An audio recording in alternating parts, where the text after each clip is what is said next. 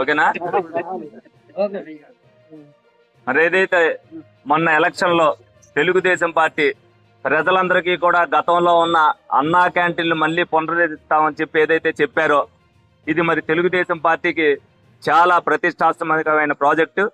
ఏదైతే ఏలూరు నియోజకవర్గానికి సంబంధించి 4 అన్నా క్యాంటీన్లు ఉండటం జరిగింది. 4 కూడా చిన్న చిన్న పనులు ఉన్నాయి, రంగులు వేయటం అవన్నీ ఉన్నాయి. రేపు రాబోయే రోజుల్లో ఇవన్నీ కూడా బాగు చేయాలన్న ఉద్దేశంతో మరి ఇవాళ ఇక్కడ పర్యవేక్షణ చేయడం జరిగింది. ఆల్రెడీ మరి క్లీనింగ్ చేశారు, ఇంకా రంగులు వేయటమే ఉంది. రేపు ఏదైతే ప్రభుత్వం టెండర్లు పిలిచి ఎవరికైతే ఇవన్నీ కూడా ఇక్కడ భోజన సదుపాయాలు 5 రూపాయలకే అన్నా క్యాంటీన్లో భోజనం సదుపాయాలు కల్పిస్తామని చెప్పి ఏదైతే హామీ ఇచ్చిందో, ప్రజలకు ఆ హామీని నెరవేర్చే విధంగా రేపు ఈ అన్నా క్యాంటీన్ 4 కూడా తెరవబడతాయి. ప్రజలందరూ కూడా తెలుగుదేశం పార్టీని నమ్మారు, ఓట్లేశారు. ప్రజలకి, పేదవాడికి పట్టెడు అన్నం పెట్టాలనేది ఏదైతే ఎన్టీ రామారావు గారు కోరికో, ఆ కోరికను నెరవేర్చడానికి గత 2014 నుంచి 19లో ఈ అన్నా క్యాంటీన్లు మరి పెడతాం జరిగింది. కాబట్టి దాన్ని మళ్ళీ తిరిగి మేము పునరుద్ధరిస్తామని చెప్పడం జరిగింది. దానిలో భాగంగానే మరి ఏలూరు నియోజకవర్గంలో 4 కూడా ప్రారంభించడం జరుగుతుంది త్వరలోనే.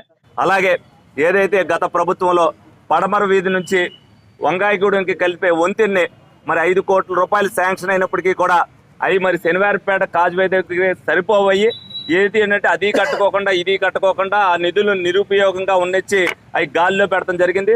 ఇప్పుడు కమిషనర్ గారితోనూ R&B వాళ్ళతో కూడా మాట్లాడటం జరిగింది. ఆ వంతెన చాలా ఉపయోగకరం. అక్కడ ప్రజలందరితో కూడా దాని దగ్గర నుంచి ఫీడ్బ్యాక్ తీసుకోవడం జరిగింది. ఈ వంతెన మాకు కావాలి అన్నారు. ఆల్రెడీ అంతకుముందు ఉన్న వంతెన కూడా కొంచెం పాడైపోవడం జరిగింది. ఈ వంతెన వల్ల అటు కైకలూరు వెళ్లే వాళ్ళకి కానీ, అలాగే వంకాయగూడెం నుంచి పెదపాడు వెళ్లే వాళ్ళకి కానీ చాలా కూడా ఫెసిలిటీస్ జరుగుతాయి.